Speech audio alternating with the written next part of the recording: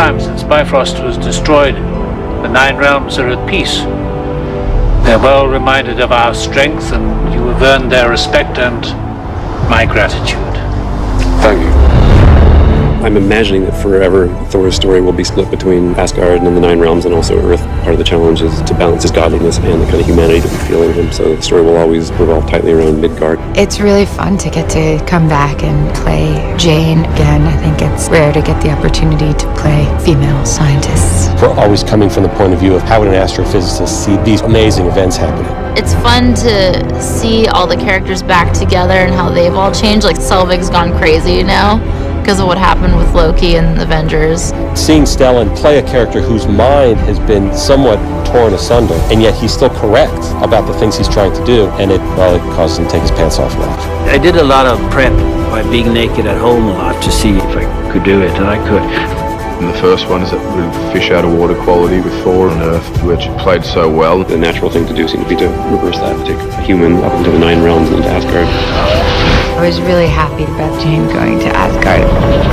We have to do that again. It's such a grand scale, and it really feels sort of operatic when you see just how large everything is. Alan wanted to expand our sense of the world. He wanted to sort of deepen and shade it. This is the race that the Vikings worshipped. There's a sort of medieval feel, but there's also a science fiction kind of quality to it. We're trying to make sure that the medieval doesn't overwhelm, and that there's a big dollop of tech in everything, because the whole idea is that the Asgardians aren't really supernatural. They have this extraordinary technology which would seem to us to be magic.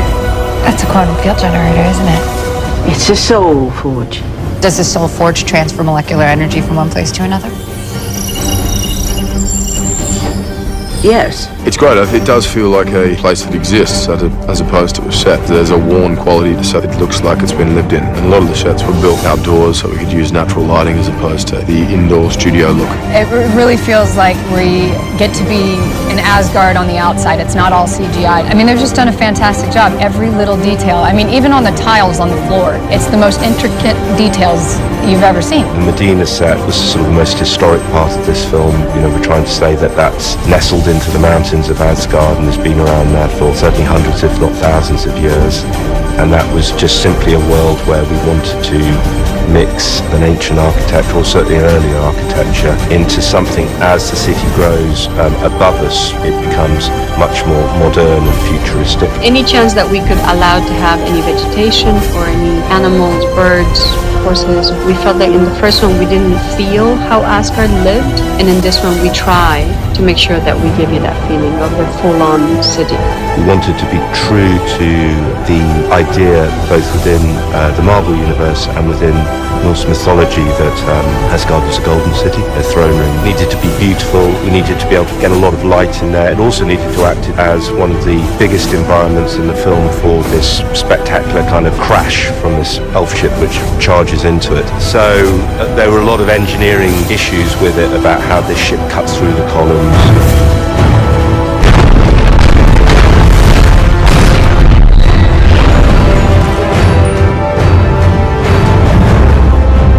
My first day's filming was me destroying Odin's throne.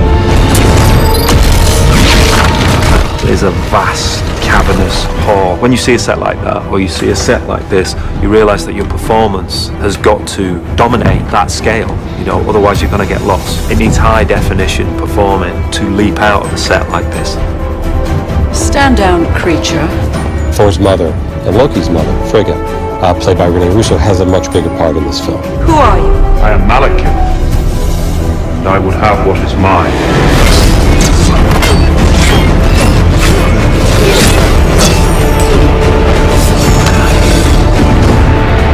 Where is the ether? I'll never tell. I believe you. We were looking for a scenario in which we could put Thor and Loki together. That we needed Thor to go ask for Loki's help, and we needed Loki to agree to that help. We realized early on, killing Frigga would be the way to do that, would be able to bond those brothers. But more than that, we wanted Loki to feel a sense of responsibility for his mother's death. When Curse is breaking out all of the other prisoners to wreak havoc during the attack on Asgard, he comes and he sizes up Loki, and even Curse realizes, I'm not going to let this guy out. This guy's trouble. And as Chris starts to walk away, Loki shows that he is trouble. You might want to take the stairs to the left. Chris does that, and of course ultimately ends up killing Frigga. Loki's indirect responsibility for the downfall of Asgard, his secondary aiding of the Dark Elves and curse, breaks him. And now Thor needs Loki because he needs to find Svartalheim, he needs to find the Dark Elves, and he appeals to Loki's need for vengeance. He needs to avenge the death of his mother. You helped me escape Asgard, and I will grant it to you.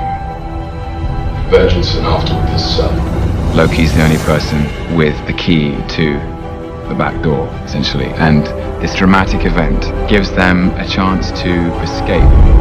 We knew that we wanted Loki to be more ambiguous in this movie. In the Avengers, we wanted him to be the pure villain. In the Dark World, we wanted it to be a much more complex relationship. There's probably an element where Thor and Loki were in the very first film, the beginning, when they were brothers, and there was that friendship, or there was a less hatred involved. There is, I think, that we get to a place where there's more of that this time around, and also Thor gets to really ask Loki, what do you want, what's this about, why, how did we get here, and also apologize. Yeah, okay, I maybe played a part in that, but I think he's able to confront Loki and say it's about time that you kind of recognize your role in this. What help were you and yourself? Who put me there? Who put me there? You know damn well! You know damn well! She wouldn't want us to fight. Well, she wouldn't exactly be shocked. So we decided we need to bring in a bad guy. We need to bring in a guy who was so bad that it would force Thor and Loki to team up, and that's where Malekith came in. Suddenly Thor and Loki are bound together on the same journey, going up against Malekith with the same goal, but completely different ways of going about it. Malekith's backstory goes back at least 5,000 years. He's an ancient villain with a very, very big chip on his shoulder. He has almost a godlike status among the elves, and he is a slippery character, even in the audition talking to Alan. I thought, how do we make him more interesting than just a cackling fiend? And it was Alan's sensibility and the way we spoke together about the project that made me feel we could perhaps give Malekith some complexity, because that's what the audience demands. He came to conquer our world and found it already dead by my hand. The whole world that they've created for the Dark Elves, from the sets and in the locations that they're shooting out in Iceland, just is an epic feel to it.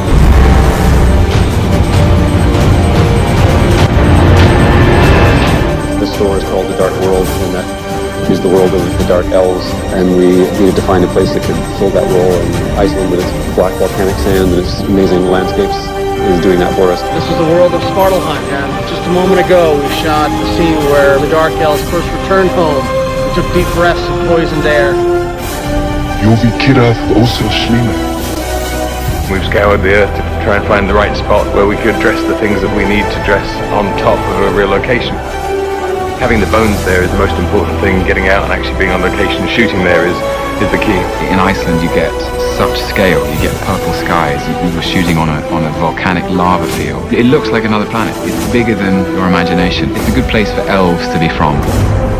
We were incredibly lucky that when we went to Iceland, it was very windy, and although it's difficult to shoot with wind, but then you have proper wind that you can have in such a remote location, which is very difficult to bring any of these fans there. So Mother Nature gives you the wind, which 100% it allows you to believe that what's happening is there, because you would presume to have that kind of wind there. This planet of yours is going to get us killed.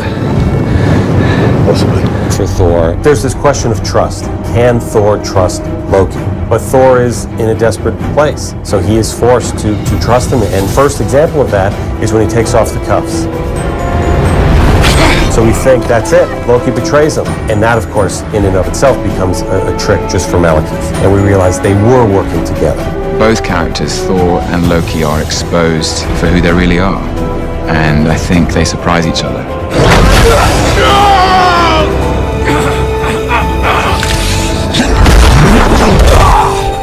Loki probably, in his heart, wants to be worthy. And the way he achieves that worthiness, the way he achieves his redemption, his salvation, is to ultimately sacrifice himself for Thor and for Jane. He goes down with the ship. It's, I hope, a very cathartic and moving moment by saving his brother's life and avenging his mother's death. Loki seemingly sacrifices himself to help save Thor. We think he's wounded, but it wasn't a death blow for the powerful Asgardian. I'll tell Father what you did here today. I didn't do it for him.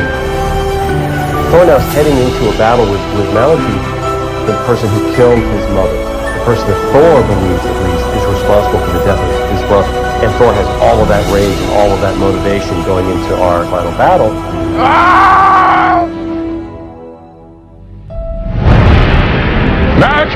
Sometimes going huge in spectacle is different than going huge in concept. But we wanted to do something interesting, something that hadn't been seen before, a battle that ties into the story. We came up with the idea that Thor and Malekith are fighting through portals and going from London to Svartalheim. I think it's interesting visually. It's almost like this energy suction point that you go from one world to the other. And we bring some wonderful characters from the first one. The gigantic beast that comes out that then eats one of the elves. By turning the battlefield upside down in such a way, it gave this film a very unique voice in the end. How do I get to Greenwich? Take this train 3 stops. How can we outsmart ourselves to make sure that we keep it fresh and new and renewed of something different? And I think the ether becoming its own element of danger. I think that what we created with Malekith, when he actually does possess the ether and how he throws it, and what he creates this shards of knives, and it looks really dangerous, and if it were to get you, it will slash you. And that's something that it was a little different too, that we wanted to try. It could look at something almost ethereal and mystical and beautiful, and yet as dangerous as the most deadly weapon. There's so many pieces in the puzzle and so many different sections and departments and what have you that everyone's doing their bit, and that's such a satisfying thing when it comes together and it works, and it is what you thought it was going to be and hoped it would be. The ether cannot be destroyed. But you can.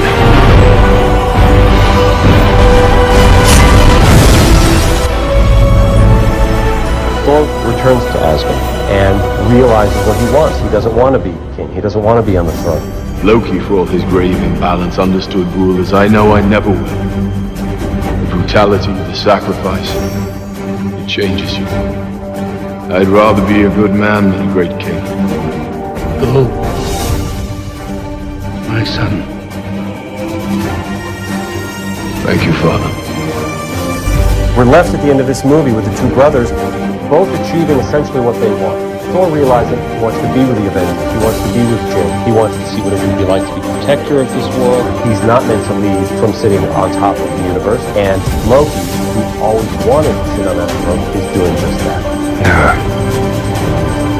Thank you. The really exciting thing about the world of Thor is you have at the center of it a man who is wrestling with his identity. He's arguing with his father. He has a very complicated relationship with his brother, who's where I come in, and he has a woman he loves. And I think all of the characters within that landscape are infused with the humanity, and the humanity that seems to reflect our own. And then alongside it you have fantastic explosions and action set pieces that are intrinsically cinematic. They thrill you and they excite you, and that's why we all love the movies, is because it's like magic.